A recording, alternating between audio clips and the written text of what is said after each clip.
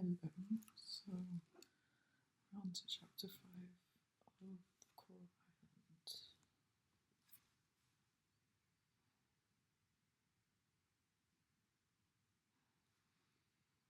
Let me find it. Okay, this is chapter 5. Mourning and cogitations connected therewith, we luxuriate in the sea, try our diving powers, and make enchanting excursions among the coral groves at the bottom of the ocean, the wonders of the deep enlarged upon. What a joyful thing it is to awaken on a fresh, glorious morning and find the rising sun staring into your face with dazzling brilliancy. To see the birds twittering in the bushes and to hear the murmuring of a rill, or the soft hissing ripples as they fall upon the seashore.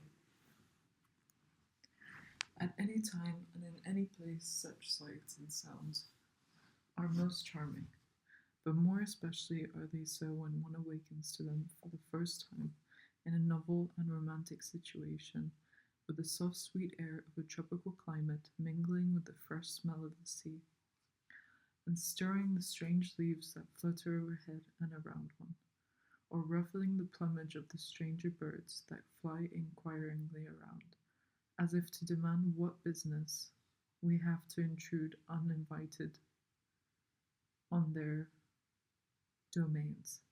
When I awoke on the morning after the shipwreck, I found myself in this most delightful condition, and I lay on my back upon my bed of leaves, gazing up through the branches of the coconut trees into clear blue sky.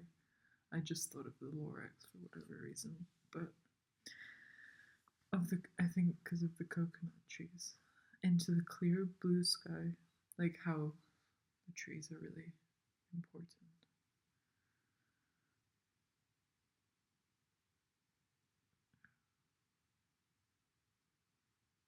They are really important. Into the clear blue sky and watch the fleecy clouds that pass slowly across it. My heart expanded more and more, gazing up through the branches.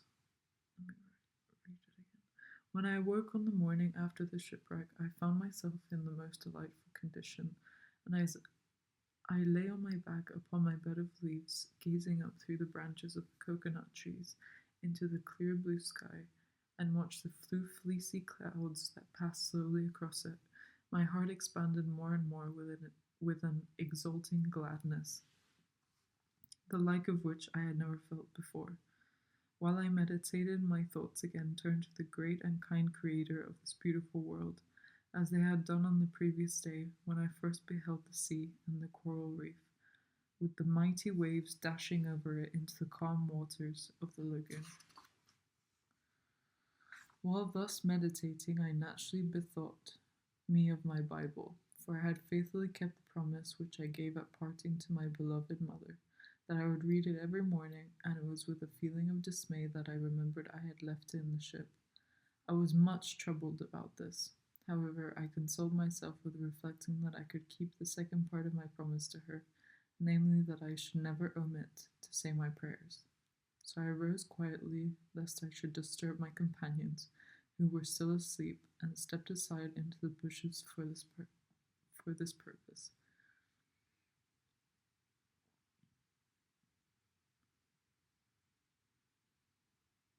On my return, I found them still slumbering, so I again lay down to think over our situation.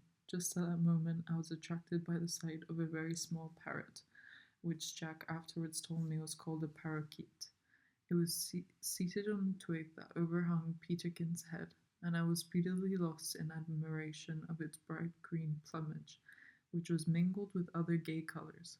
While I looked, I observed that the bird turned its head slowly from side to side and looked downwards, first with the one eye and then with the other.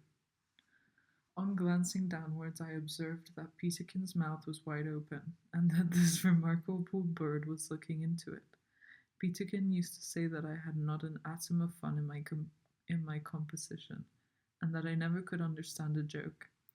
In regard to the latter, perhaps he was right, yet I think that when they were explained to me, I understood jokes as well as most people. But in regard to the former, he must certainly have been wrong, for this bird seemed to me to be extremely funny, and I could not help thinking that if it should happen to faint or slip its foot and fall off the twig into Peterkin's mouth, he would perhaps think it funny too. Suddenly the parakeet bent its head and uttered a loud scream in his face. This awoke him, and with a cry of surprise he started up, while the foolish bird flew precipitately away. Precipitately away. Precipitately. What does that mean?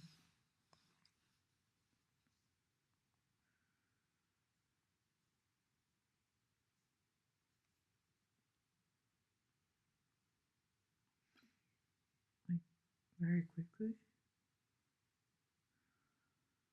To act, move, or decide with excessive speed, suddenness, and a lack of proper thought or caution. Okay. Precipitately away. "Oh, you monster!" cried Peterkin, shaking his fist at the bird. Then he yawned and rubbed his eyes and asked what o'clock it was. That's a nice saying. Asked what o'clock it was. I smiled at this question and answered that, as our watches were at the bottom of the sea, I could not tell, but it was a little past sunrise. Peterkin now began to remember where we were. As he looked up into the bright sky and snuffed the scented air, his eyes glistened with delight, and he uttered a faint hurrah and yawned again. Then he gazed slowly round till, observing the calm sea through an opening in the bushes, he started suddenly up as if he had received an electric shock, uttered a vehement shout, flung off his garments, and rushing over the white sands, plunged into the water. The cry awoke Jack, who rose on his elbow with a look of grave surprise, but this was followed by a quiet smile of intelligence on seeing Peterkin in the water. With an energy that he only gave way to in moments of excitement, Jack bounded to his feet, threw off his clothes, shook back his hair, and with a lion-like spring, dashed over the sands, and plunged into the sea with such force as quite to envelop Peterkin in a shower of spray. Jack was a remarkably good swimmer and diver, so that after his plunge we saw no sign of him for nearly a minute, after which he suddenly emerged with a cry of joy a good many yards out from the shore. My spirits were so much raised by seeing all of this that I, too, hastily threw off my garments and endeavoured to imitate Jack's vigorous bound, but I was so awkward that my foot caught on a stump and I fell to the ground. Then I slipped on a stone while running over the sand and nearly fell again, much to the amusement of Peterkin, who laughed heartily and called me a slow coach, while Jack cried out, "Come along, Ralph, and I'll help you." However, when I got into the water, I managed very well, for I was really a good swimmer, and diver too. I could not indeed equal Jack, who was superior to any Englishman I ever saw, but I infinitely surpassed Peterkin, who could only swim a little, and could not dive at all. While Peterkin enjoyed himself in the shallow water,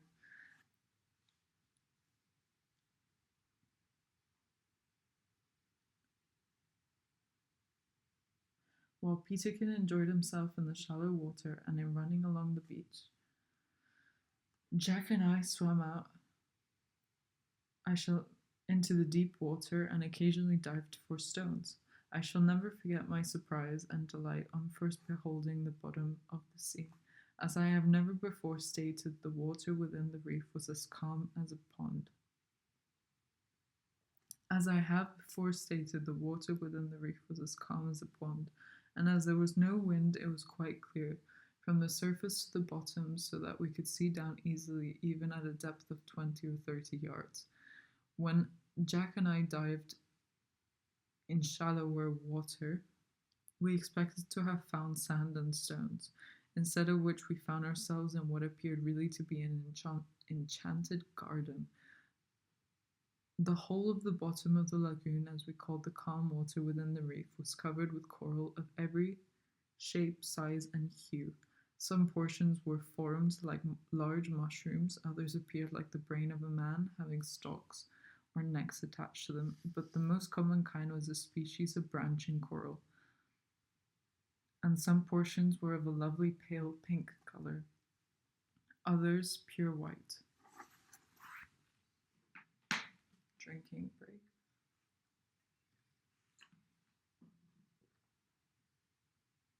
Okay, better.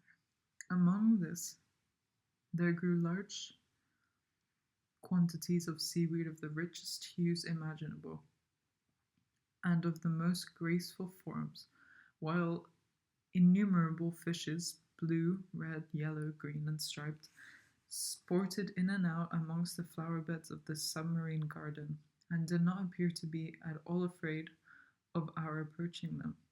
On darting to the surface for breath after our first dive, Jack and I rose clear to each other. Did you ever in your life, Ralph, see anything so lovely? Said Jack, as he flung the spray from his hair. Never, I replied. It appears to me like fairy realms. I can scarcely believe that we are not dreaming. Dreaming? Cried Jack.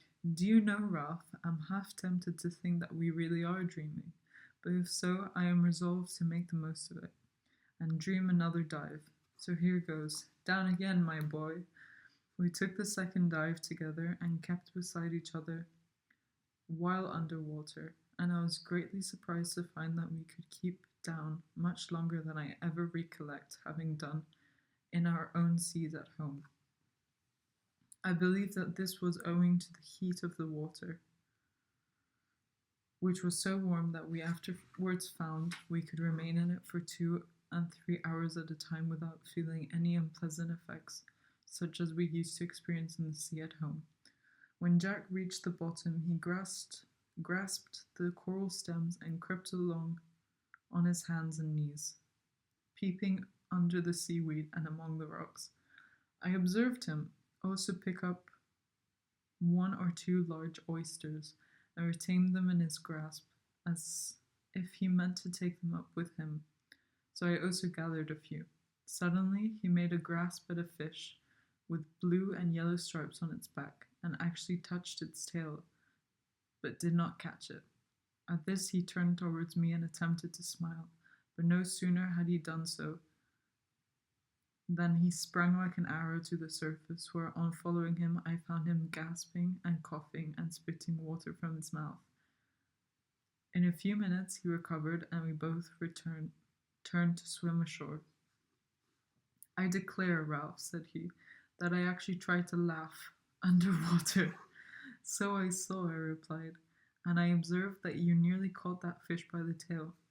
It would have done capitally for breakfast if you had. Capitally for breakfast if you had had. Breakfast enough here, said he, holding up the oysters as we landed and ran up the beach. Hallo, Peterkin, here you are, boy.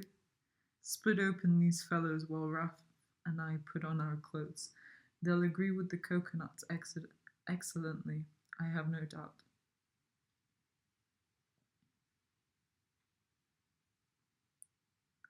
I'm going to read this again. I declare, Ralph, said he, that I actually tried to laugh underwater. Wait. Here. About the laughing part.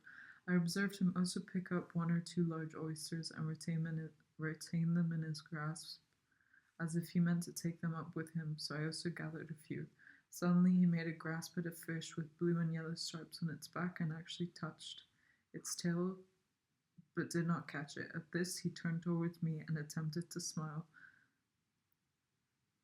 but no sooner had he done so than he sprang like an arrow to the surface, where on following him I found him gasping and coughing and spitting water from his mouth. In a few minutes he recovered, and we both turned to swim ashore. I declare, Ralph, said he, that I actually tried to laugh underwater. So I saw, I replied, and I observed that you very nearly caught that fish by the tail. It would have done capitally for breakfast if you had. Breakfast enough here, said he, holding up the oysters as we landed and ran up the beach.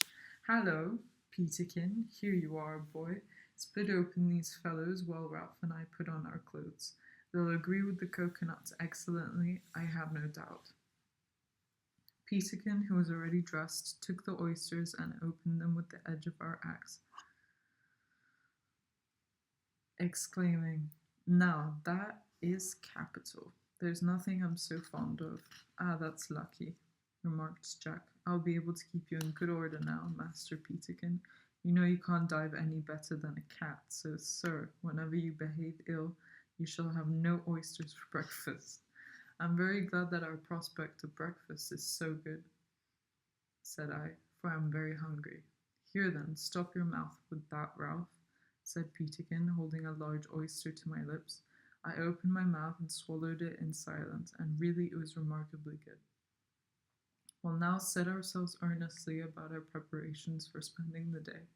We had no difficulty with the fire this morning, as our burning glass was an admirable one, and while we roasted a few oysters and ate our coconuts, we held a long, animated conversation about our plans for the future.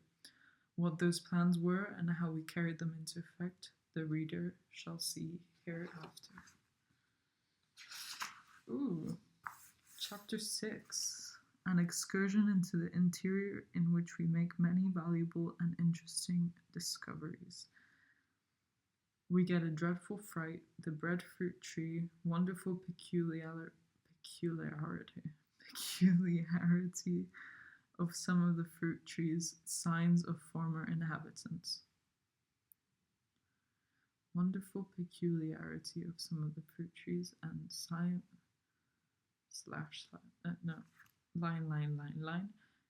of former inhabitants. That's the next chapter. Oh, we're doing quite well for now. I hope you enjoyed that chapter. I'm going to have to read chapter 6 soon. Yeah, have a good night or day, morning, or day, wherever you are. And yeah, thanks for listening.